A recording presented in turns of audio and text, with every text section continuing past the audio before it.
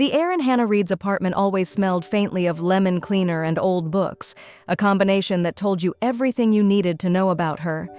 At 30 years old, she lived alone in a modest studio near a construction hub in Fort Collins, Colorado, working as a structural engineer.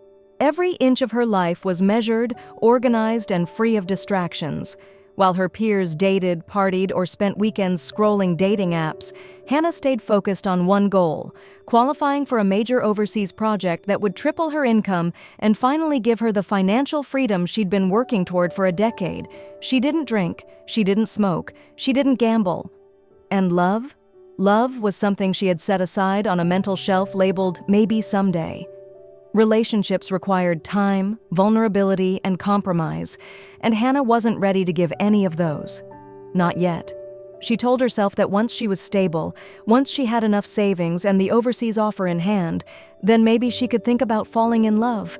But for now, feelings were a luxury she couldn't afford. Her family still lived in rural Montana, a good 8-hour drive away, and she hadn't visited in over a year. Not out of bitterness, just life. She'd become the city girl, the one with the degree, the one who didn't follow the small-town script of marrying young and settling into domesticity. Her mother used to drop hints on the phone, asking when she'd bring home a nice man. Hannah would laugh it off, saying, "I'll bring home a retirement plan before I bring home a boyfriend." And she meant it. Every night she came home from work around 6:30, reheated something she'd batch-cooked on Sunday, and either read a novel or tinkered with blueprint software just to keep her skills sharp. It wasn't lonely, she told herself. It was purposeful. While others lost themselves in fleeting romances or toxic cycles, she was building a future, a solid one. But purpose has a way of feeling hollow when there's no one to share it with.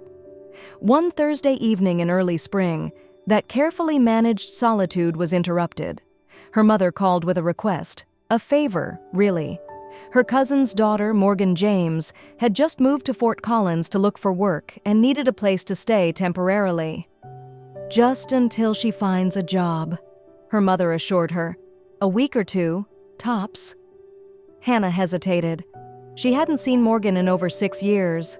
The last memory she had of her was a summer reunion, where Morgan, 2 years older and always effortlessly charming, wore a sundress and made everyone laugh without even trying. Back then, Morgan was the type who could talk her way out of a speeding ticket and into a scholarship. She was vibrant, unpredictable, and magnetic. In other words, the complete opposite of Hannah. "I guess it's fine," Hannah said, her voice stiff. By Saturday afternoon, Morgan arrived, suitcase in hand, smile unwavering. "Wow, this place is so clean," Morgan said, half impressed, half amused as she stepped inside. "It's small," Hannah replied almost apologetically. "Just one bed. I sleep on the left side. You can have the right." Morgan blinked, then laughed. "You haven't changed at all." But Hannah had changed. She just didn't know it yet.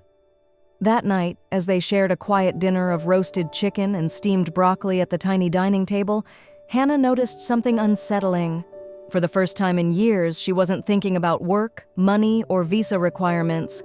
She was thinking about the way Morgan chewed with one side of her mouth, the way she hummed when she sipped her tea, the way she made a cramped studio apartment feel just a little less sterile.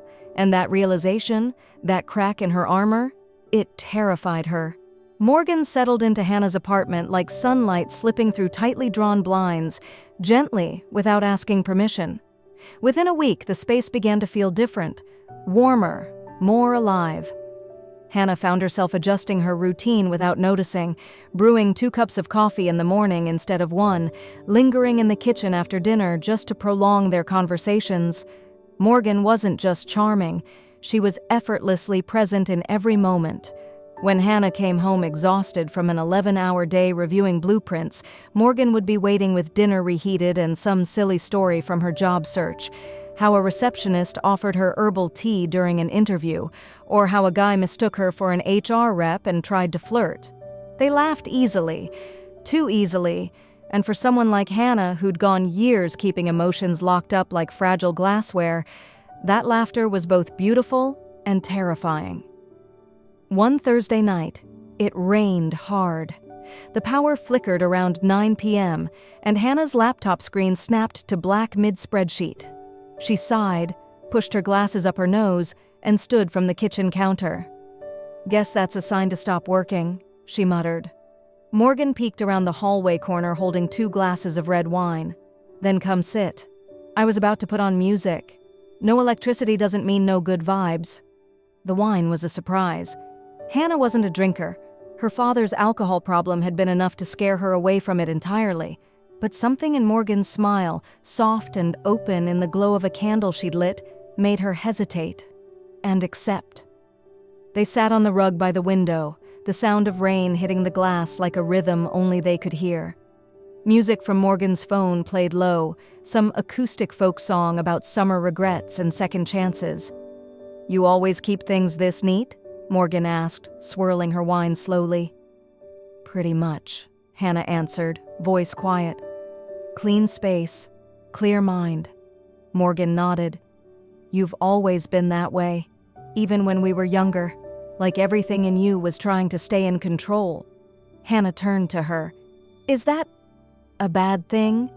"No," Morgan said, then added gently, "but sometimes it keeps people from seeing you." That landed heavier than Hannah expected. She sipped her wine. Maybe that's the point. The silence that followed wasn't uncomfortable. It was loaded. And in that pause, something unspoken moved between them, like the air had changed shape. Hannah didn't know how long they sat like that, eyes on each other, breathing in sync with the rain. Then Morgan leaned her head onto Hannah's shoulder. It wasn't romantic, not exactly, but it wasn't nothing. Hannah didn't move. Couldn't. Her chest thudded so hard she feared Morgan would feel it. "You've never had a serious relationship, have you?" Morgan asked suddenly, her voice barely above a whisper. Hannah felt heat rise up her neck. "Not really," she replied. "Just never made space for it." "Not even one?" Morgan asked, turning to look at her. "Not one that felt real," Hannah admitted. "I always figured I'd get around to love once everything else made sense, but things never really slowed down." Morgan was quiet for a moment. "You ever wonder if maybe you were waiting for the wrong kind of love?" Hannah didn't answer. Her hand rested on the carpet, only a few inches from Morgan's. That small space between them began to ache. Later that night, Morgan offered to sleep on the couch again, her usual polite refusal of the bed. But this time, Hannah stopped her. "You don't have to," she said softly. "It's cold. The bed's big enough for both of us." Morgan paused. "Are you sure?" Hannah nodded. "I trust you." They lay back to back in the dark, and Hannah couldn't sleep. Not because of nerves, but because something fragile and unfamiliar was blooming inside her. Something that terrified her more than missing a project deadline or speaking in front of senior engineers. She was beginning to feel something, for Morgan, but she didn't know what to call it, couldn't label it, and that made it dangerous. The next morning, nothing was said about the night before. But the way Morgan handed her a coffee with a knowing smile, and the way Hannah looked away too quickly, that said plenty. Over the next few weeks, the invisible line between them blurred more. Hannah found herself picking up little things for Morgan at the grocery store. Morgan started leaving notes on the fridge, funny ones, sweet ones, a few with doodled hearts she never addressed out loud. One Saturday morning, Morgan made pancakes and set the table with syrup, sliced bananas, and 2 mismatched mugs of coffee. "I have a second interview next week," she said with a grin. "It's a front desk job at an architectural firm downtown. I'm psyched." "That's amazing," Hannah said, genuinely thrilled and oddly proud. Morgan leaned in. "And hey, thanks for letting me stay. You've made this place feel like home." Something in the way she said home made Hannah's stomach flip. "I'm glad you're here," she replied quietly. But even as she said it, she felt a storm quietly brewing beneath the surface. Because the longer Morgan stayed, the harder it became to keep her feelings buried. And Hannah knew, sooner or later, that dam was going to break. Hannah didn't remember falling asleep, but she remembered waking up. It was close to 3 a.m. when the storm returned. Rain slammed hard against the roof, and wind rattled the windows. In the soft amber glow of the nightlight in the hallway, she could make out Morgan's silhouette just inches away in bed, her breathing steady, her back turned. Hannah lay still, wide awake, heart racing. She could pretend this was just another night. Just two women sharing a space, but it wasn't. Not anymore. Not after everything that had been building. Those near-accidental touches, the long stares, the closeness that felt just a little too intimate for cousins. Yes, they were technically distant relatives, but they didn't grow up together. They barely saw each other at family reunions, and none of that changed the truth of what Hannah was feeling now. It was complicated, it was terrifying, and it was real. The storm outside raged louder, and Morgan stirred. She rolled over slowly, now facing Hannah in the dim light. Their eyes met. "You okay?" Morgan's voice was raspy, sleep-laced. "I didn't mean to wake you," Hannah whispered, trying to mask the tension in her voice. "You didn't," Morgan replied. She hesitated, then asked, "Is it the storm or something else?" Hannah swallowed hard. The safe answer was yes, the storm. But the real answer was burning on her tongue. "Something else," she finally said. Morgan sat up slightly, pulling the blanket with her. "Talk to me." The air between them felt electric. Hannah sat up too, drawing her knees to her chest. "This is going to sound ridiculous," Hannah began, unable to look Morgan in the eye. "But I've spent my entire life in control, planning, avoiding distractions, avoiding people." Morgan waited patiently. "And then you showed up," Hannah continued, "and I thought I was helping someone out, just doing a favor. But every day since, I don't know. I've been trying to ignore this, whatever this is between us, but I can't anymore." Morgan didn't speak right away. Her expression softened, and she reached out, gently placing her hand over Hannah's. "I didn't want to say anything either," Morgan admitted, voice low. "Because I didn't want to make you uncomfortable.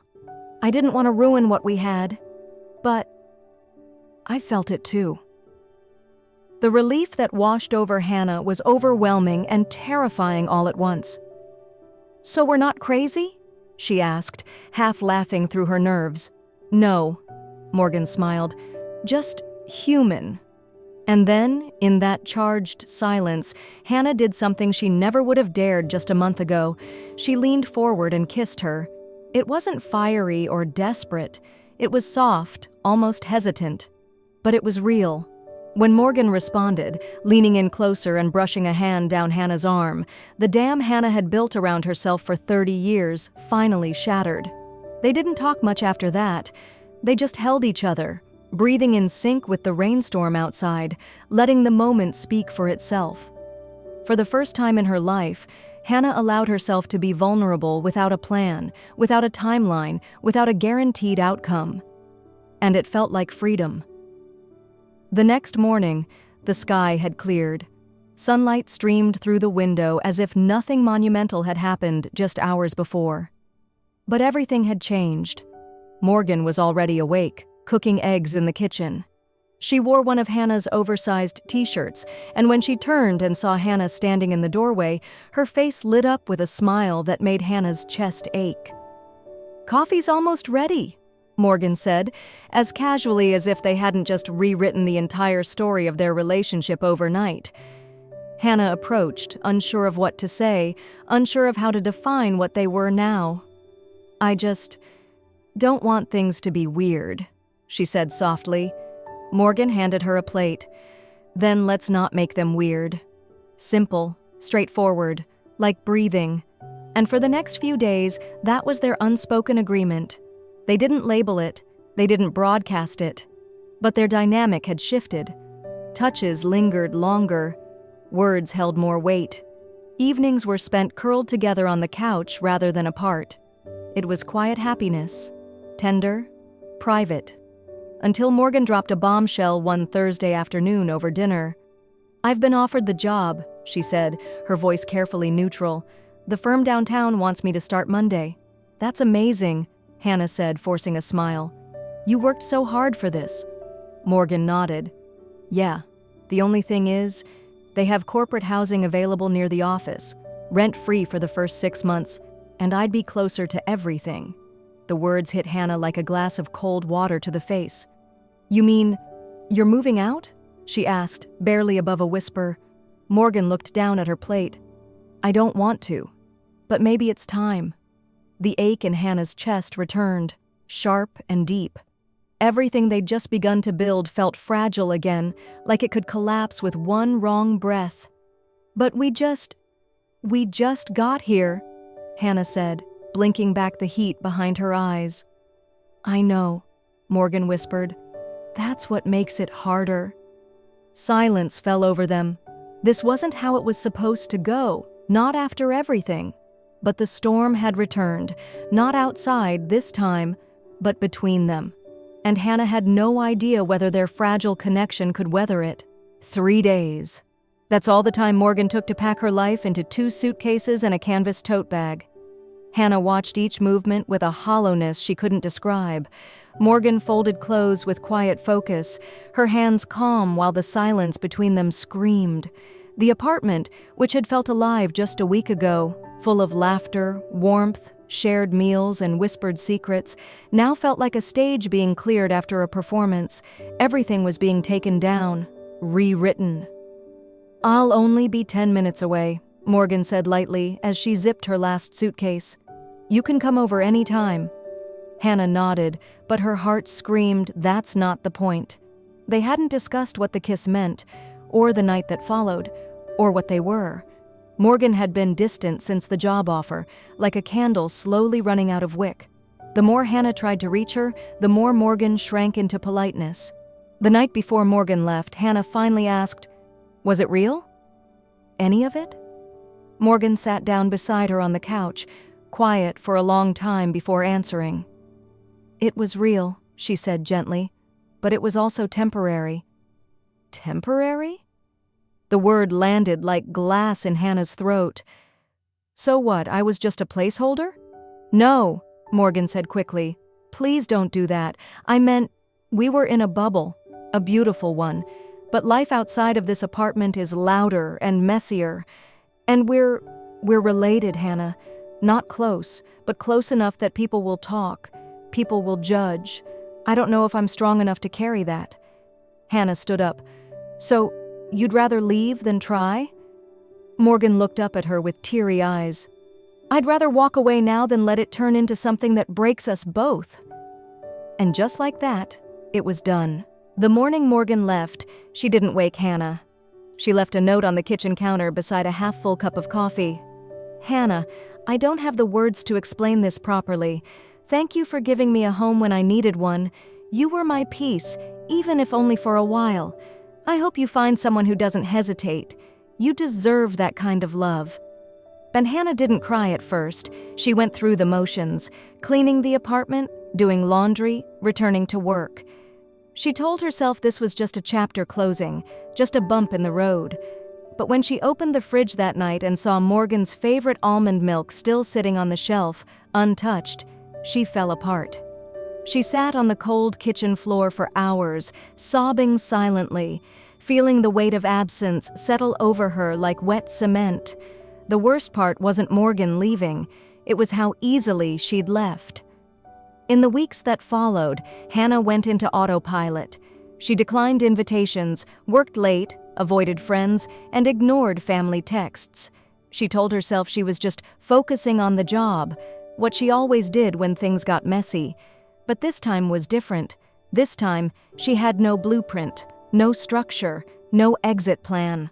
Morgan's absence echoed in every part of the apartment, the folded throw blanket she never used, the second toothbrush still in the bathroom, the Spotify playlists still logged into Hannah's account. One Sunday afternoon, Hannah walked by the cafe near Morgan's new workplace. Through the window, she saw her, seated at a table by the window, smiling at someone across from her. Not romantic, not intimate, just happy. And somehow that stung even more. She turned away before Morgan could see her. Back at home, Hannah finally opened her journal, a leather-bound gift she hadn't touched in months. She wrote without editing, without filtering. She made me feel seen in a way no one else ever has, but she also made me invisible the second she walked away. Maybe that's what love is when it's not built to last, a storm that waters your soul and then moves on to another town. The words cut, but they also healed, bit by bit. By the third month, Hannah stopped checking Morgan's social media. She stopped looking for her face in crowds. She stopped waiting for a message that never came. Instead, she started walking after work. She signed up for a weekend pottery class. She joined a small women's circle at the library, something she never imagined doing, but found strangely comforting. And though she never spoke about Morgan out loud, her presence lingered in the way Hannah smiled at strangers now, the way she started buying fresh flowers for the apartment, the way she left the second coffee mug out, just in case. Because despite everything, Hannah still believed love wasn't a mistake, even the kind that didn't stay. Then, one quiet evening in late October, her phone buzzed with a message from an unknown number. "Hannah, it's me.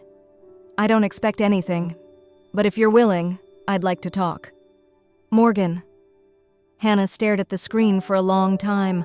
Her heart didn't leap the way it used to, but it didn't close either. She didn't know if this was the start of a new chapter or a final period at the end of an unfinished sentence. But for the first time in months, she replied, "When and where?" The cafe Morgan chose was quiet, tucked into a side street near the riverfront, with dim lighting and too many plants. Hannah arrived early.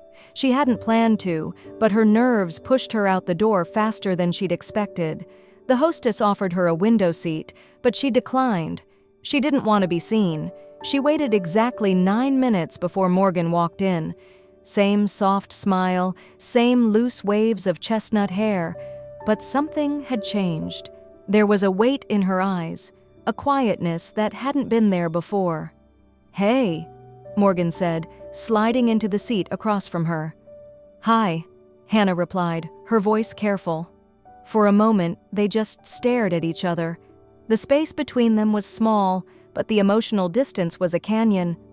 "I wasn't sure you'd come," Morgan said. "I wasn't sure either," Hannah admitted. "But I had questions," Morgan nodded. "I owe you answers." A server came by.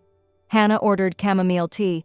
Morgan asked for black coffee, no sugar, something she never used to drink. When the drinks arrived, Morgan wrapped her hands around her mug like she was anchoring herself to something solid. "There's no easy way to start," she said, looking down. "But I should have told you the truth that night before I left." "What truth?" Hannah asked, her voice barely above a whisper. Morgan inhaled slowly. "I was pregnant." The words didn't land all at once. They floated in the air between them, unreal, suspended. Hannah blinked. "You... what?" "I didn't know it for sure until about a week after I moved into the corporate apartment," Morgan continued. "At first I thought it was stress, or my cycle adjusting, but the test was positive. I didn't tell you because I panicked." Hannah stared at her, stunned. "Why didn't you call me?" "I wanted to," Morgan said, voice breaking. "Every day. But I was terrified. I didn't know what you'd say. I thought maybe it would ruin your life, your career, your family's opinion. I already felt guilty for how everything happened between us."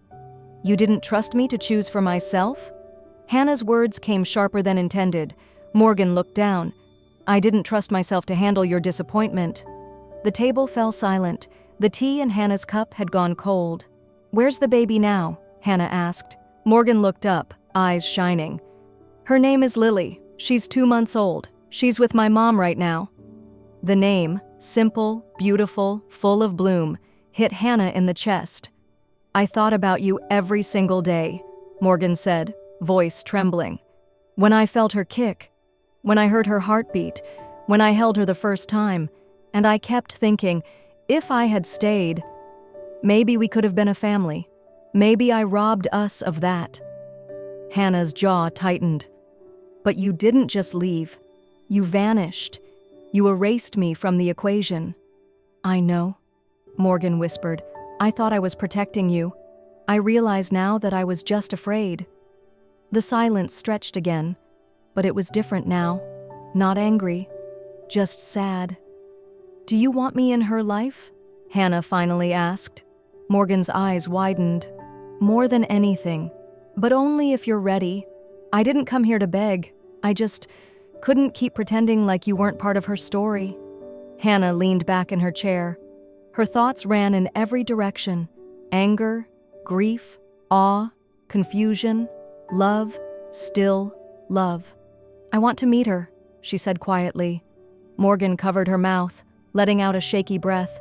"You have no idea how much that means." They sat in silence again, but this time it was warm. There was no undoing the past, but perhaps, maybe, there was space for something new. That weekend, Hannah drove out to a quiet residential neighborhood 20 minutes outside the city. Morgan's mother answered the door, surprised at first, but kind. She led Hannah into the living room, where a bassinet sat near the window. Inside was a tiny, swaddled baby, pink cheeks, soft dark hair, and a familiar crease in her brow. "She looks like Morgan," Hannah whispered. "She also frowns like you," Morgan's mom said with a smile, then excused herself to the kitchen. Morgan stood nearby, hands clasped nervously. Hannah approached the bassinet slowly, then reached down and picked Lily up for the first time. The moment their skin touched, everything inside Hannah stilled. The ache, the questions, the resentment, gone. All that remained was wonder and love. That night, back at her apartment, Hannah stared at the photo she'd taken, Lily sleeping in her arms, Morgan leaning in beside them. Her life had never gone to plan, not even close, but for the first time, she didn't feel like she was failing because of it. Instead, she felt like she was finally living. And this time, she wouldn't run from what her heart wanted. Winter came early that year in Colorado. The first snow dusted the streets like powdered sugar, and Hannah stood at her apartment window, watching it fall. A soft lullaby played in the background, Morgan's voice, quiet and off-key, humming to Lily, who slept soundly in a woven bassinet near the couch. The apartment, once sterile and still, now held signs of a life shared: a baby bottle left to dry near the sink, a folded onesie on the chair, Morgan's sweater draped casually over Hannah's desk chair. 3 weeks had passed since that cafe reunion. At first, they took it slow, short visits, baby introductions, shared meals, but the gravity between them, once suppressed, pulled them back with quiet certainty. There was no formal declaration, no dramatic speech, just a simple truth that they could no longer deny. They were a family, whether the world accepted it or not. Of course, there had been whispers, especially when word got out to the extended family. Distant cousins murmured about inappropriateness. An uncle even called Hannah, suggesting she think twice before throwing away her reputation. But Hannah no longer lived for their approval. She wasn't reckless. She was clear. She had spent 3 decades doing everything the right way: studying, saving, planning, pleasing. And yet, it was the one choice everyone else deemed wrong that finally brought her peace. Love had never come to her in the form of perfect timing or social approval. It came disguised, as family, as comfort, as quiet companionship that bloomed into something deeper. And now, as she watched Morgan settle Lily down for the night, Hannah felt no shame, only gratitude. Later that evening, Morgan joined her by the window, slipping her hand into Hannah's. "Still scared?" Morgan asked. "Every day," Hannah said, then smiled, but not enough to walk away again. Morgan leaned her head against Hannah's shoulder. "Then let's stay. Let's build this, even if it's messy." "Especially because it's messy," Hannah whispered. Outside, the snow continued to fall, soft, silent, unapologetic, just like love. Sometimes love doesn't come in the form we expect, nor at the time we plan for it. Hannah spent years following the rules, building a stable life, and keeping her emotions tightly guarded. To many, that might seem like the right path, but when love arrived, it didn't ask for permission. It didn't wait until her career settled or her family approved. It came quietly, in the form of someone she was told she shouldn't love and a child she never knew she needed. For older viewers who have spent much of their lives doing what was expected, this story is a reminder. It's never too late to choose authenticity. Real joy often begins when we stop living for others and start listening to our own hearts. Whether it's a relationship, a second chance, or simply making peace with our past, life has a way of surprising us if we're brave enough to embrace the unexpected. No love worth having ever fits perfectly inside society's boxes. Sometimes the truest connections are the ones we least expected and most needed.